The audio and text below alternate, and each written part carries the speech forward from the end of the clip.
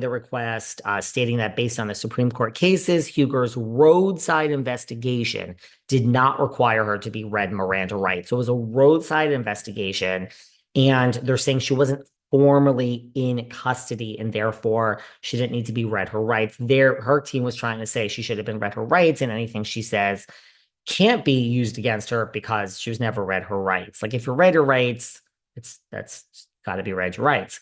So, according to a motion, Huger filed paperwork to suppress statements and evidence from her DUI, claiming that she incriminated herself during a custodial investigation without being read her Miranda rights. The defendant's statements were not obtained as a result of a custodial interrogation because some of her statements were made while EMS personnel were treating the defendant for potential injury. So the EMS was treating her, and then she started blurting all this stuff out. So she didn't need to be read her rights, they're saying, because you weren't in official like police custody, so to speak. Personnel were treating the defendant. The defendant's statements made during this time were free and voluntary and were stated out loud while in the presence of police officers. So police officers were there, girl, but you weren't detained by the officers. Why did you talk? Come on, don't talk, guys.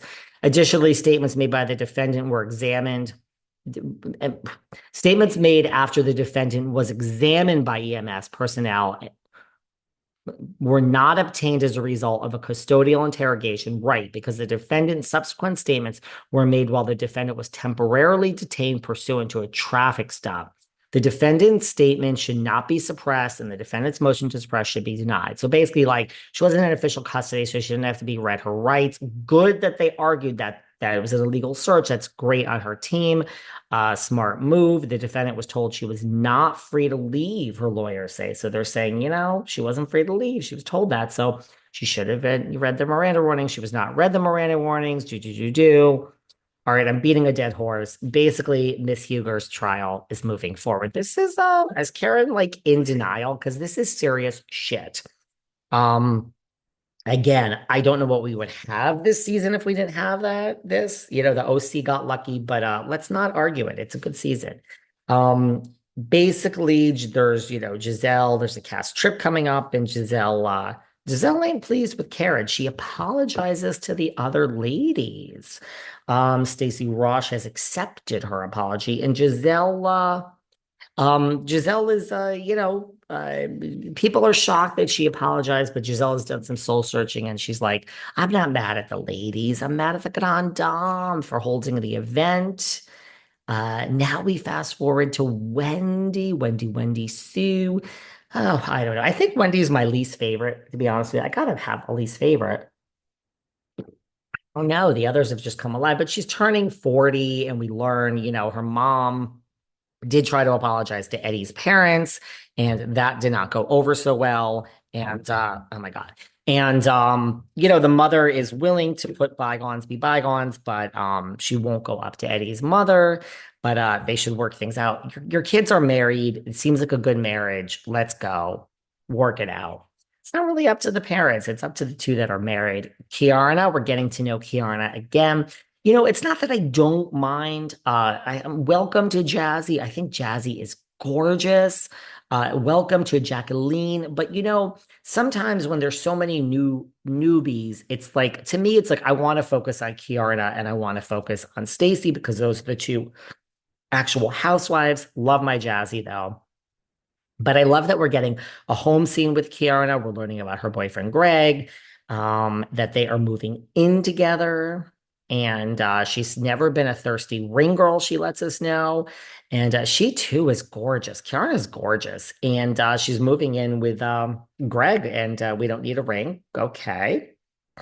And her mother is there in this one scene. And, again, I get lost in the weeds, but how old is this Kiara? Because her mother looks like she could be a real housewife of Potomac. So I don't know how old this Kiana is. I didn't research it, but her mother looks like she could actually be a housewife. So either Kiana's really young, her mother had her really young, she's just not aging. She had some good work done, but this mama Kiana's looks so young. I don't know. I'm lost in the weeds. Anyway, we have some proms. Two of Jizzy Jizz's children are going to the prom. The oldest daughter is out of the house, and when the kids are away, Giselle shall play. We have our taglines. Welcome to it. And Pastor Bryant is in the house dressing head to toe Gucci. I like Gucci. I like Louis Vuitton better, but Gucci is right up there for me. And we have a 12:30 curfew. One of Giselle's children is not really social and wants to come home, and the other one is a party animal. So they are agreeing on a 12:30 curfew. And Pastor Brian is there, greets the gay best friend. Giselle got him in the divorce.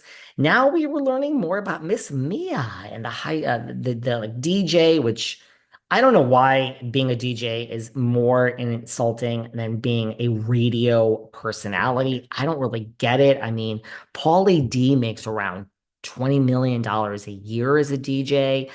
Paris Hilton, it's $1 million a night if you want to book Paris Hilton to be your DJ. Mr. Kennedy, James Kennedy, thanks to Scandal, is opening for Paulie D. So it's a real career guy. So I don't know why we are so shocked at the fact that why we are so shocked at the fact that being a DJ is so bad, but she says with ink, and I love that she's using ink in her tagline. It turns out ink asked Jacqueline out, but she said no because this is Mia's high school sweetheart who knew. Little weird with Gordy, and Gordy's coming up. Oh, by the way, they're living in the same building. Have you guys seen this that Gordy that she's going off on Gordy in the tabloids? She basically says that Mia's always so messy, but that makes her a good.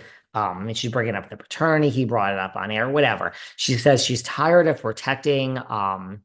She met her soon to be ex husband at the men's club Charlotte when she was 19 years old. He would come into the club during certain seasons and spend endless amounts of money. All right, well, that's what older guys do. Naturally, I was fresh bait. Okay, well, yeah, sure. Being the young and impressionable adolescent adult, he masterminded and manipulated me into thinking he was this powerful pillar in the community. So she's basically saying she was groomed. I mean, I don't know, Mia. This is how it works. I mean, do you see Erica claiming this about Mr. Girardi? By the way, it's almost time for Girardi's sentencing.